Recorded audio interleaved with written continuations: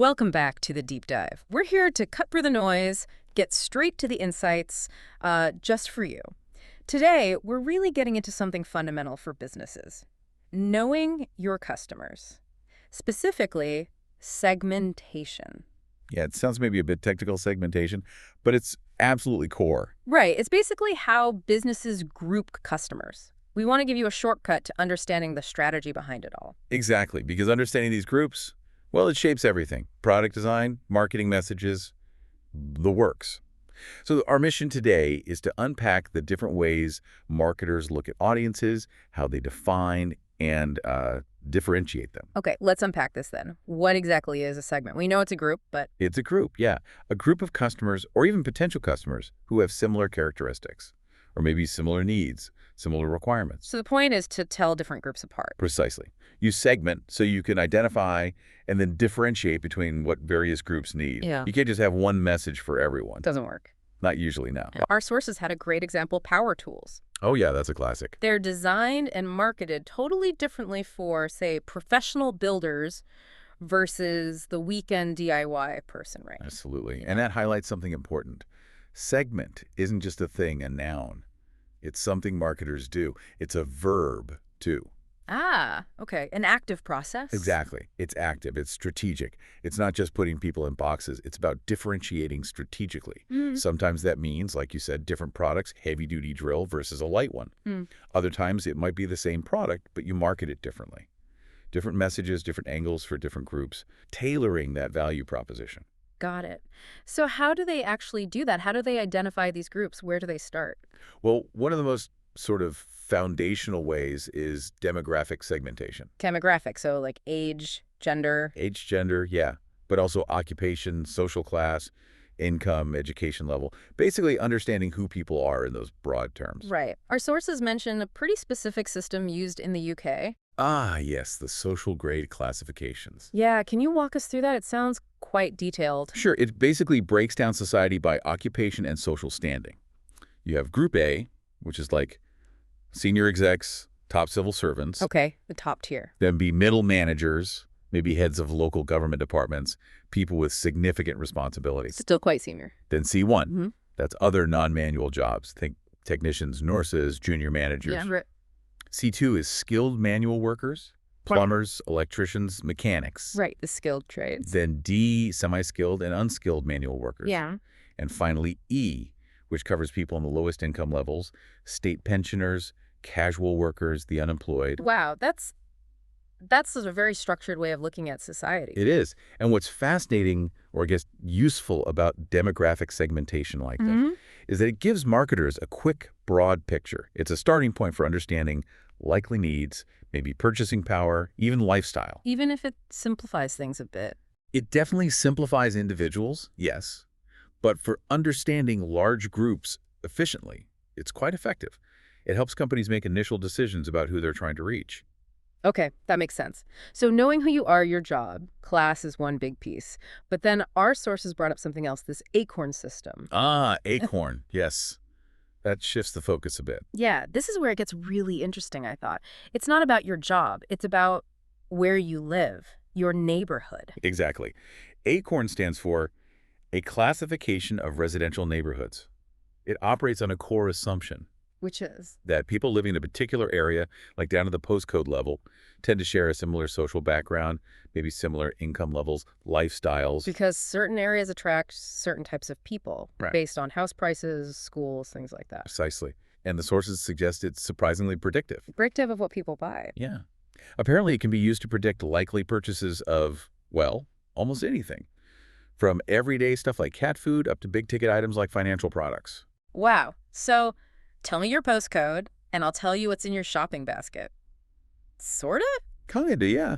It connects that socioeconomic status with geography. It lets marketers target whole communities, not just individuals based on demographics alone. But how reliable is that, really? I mean, does where you live always dictate what you buy? What are the implications? That's a really important question. It is highly efficient for certain things. Think local advertising, deciding where to open a new store. Yeah. You can target direct mail for, say, luxury cars to specific affluent postcodes. Right, you wouldn't send that everywhere. Exactly. But you raise a good point about reliability. Relying only on geography can be risky. How so? Well, neighborhoods change, people move up, cultures shift. If Hmm. you only target based on historical data, you might miss emerging trends or upward mobility within an area. You could end up in an echo chamber. So it's powerful, but maybe needs layering with other data. Absolutely. The real insight often comes when you combine it. But the main strategic advantage is efficiency. It helps to allocate resources effectively, targeting areas with a high probability of shared consumer habits. It's cost effective. Okay, so we have demographics, who you are, Right.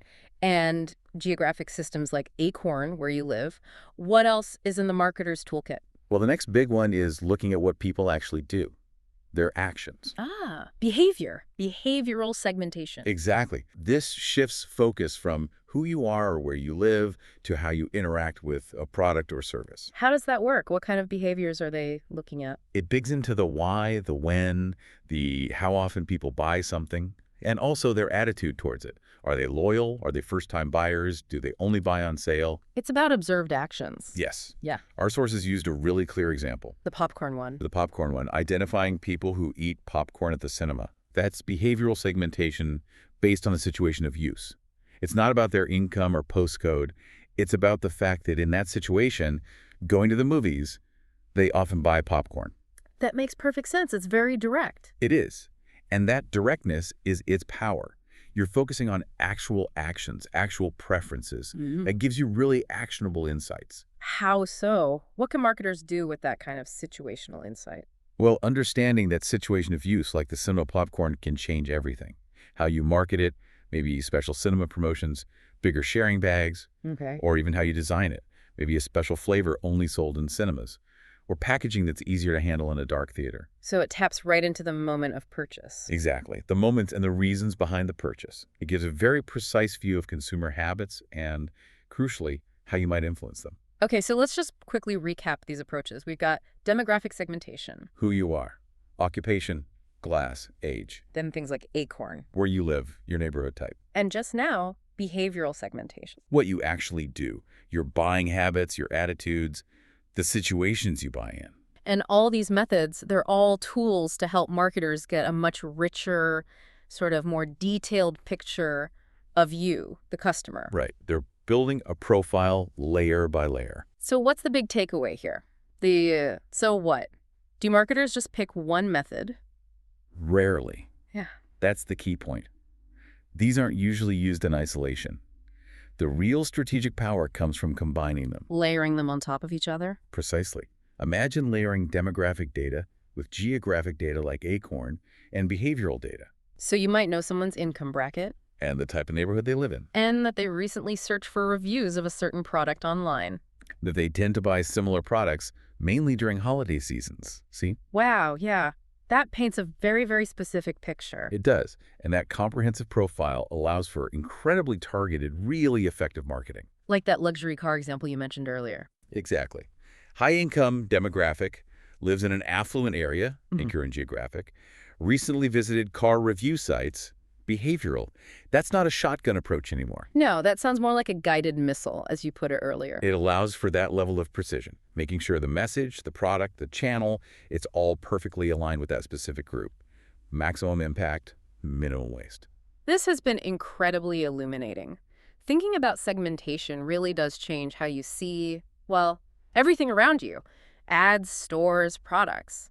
Thanks so much for joining us on this deep dive today. My pleasure. And it leaves you with something to think about, doesn't it? Definitely. As you go about your day, maybe consider, based on who you are, where you live, what you do, how do you think you're being segmented? What clues can you spot in the marketing you see? Yeah. It reveals a lot about how meticulously those messages and products might be crafted, aimed right at you or someone like you. A fascinating thought to carry with you. Definitely something to chew on. We'll catch you next time on The Deep Dive.